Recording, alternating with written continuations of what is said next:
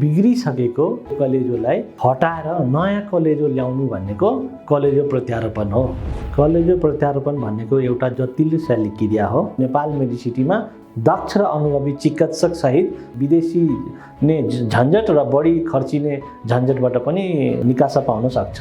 कलेजो प्रत्यारोपण साधारणतयामा एउटा एक्युट लिभर फेलियर जसमा इमर्जेन्सी लिभर ट्रान्सप्लान्ट कलेजो प्रत्यारोपण गर्नुपर्छ। अर्को क्रोनिक लिभर फेलियर जसमा पनि डिकम्पन्सेटेड लास्ट स्टेजमा पुगिसकेको कलेजोले ठेक्नै नसक्ने मोर देन 80% कलेजो बिग्रिसकेपछि हामीले कलेजो प्रत्यारोपण गर्नुपर्ने हुन्छ।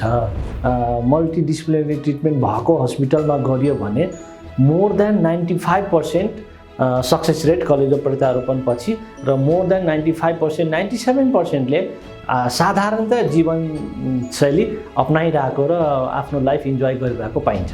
आफ्नो परिवारमा नाता भएको या आफ्नो नाता नजिकको नाता भएको र नेपाल सरकारले तोकेको मान्यता प्राप्त अनुसार नातामा पर्ने व्यक्तिहरू कलेजो दाता हुन सक्छन्।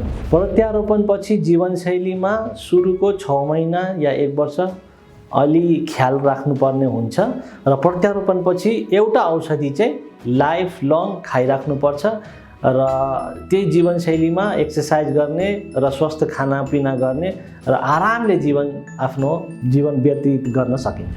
कलेजो प्रत्यारोपण भनेको एउटा जटिल शल्यक्रिया हो जसको लागि दक्ष र अनुभवी चिकित्सक, स्टेट अफ आर्ट आइसियु र एनेस्थेसियोलोजी, डायटिसियन, फिजियोथेरापी यी सबैजना मिलेर र एक्सपर्ट नर्सहरू मिलेर कलेजो प्रत्यारोपण गरिन्छ, जुन चाहिँ हाम्रो नेपाल मेडिसिटीमा दक्ष र अनुभवी चिकित्सक सहित सबै उपलब्ध छन्। त्यही भएर नेपाल मेडिसिटीमा कलेजो प्रत्यारोपण गरियो भने विदेशी ने झन्झट र बढी खर्चिने झन्झटबाट पनि हामीले निकासा पाउन सक्छौँ।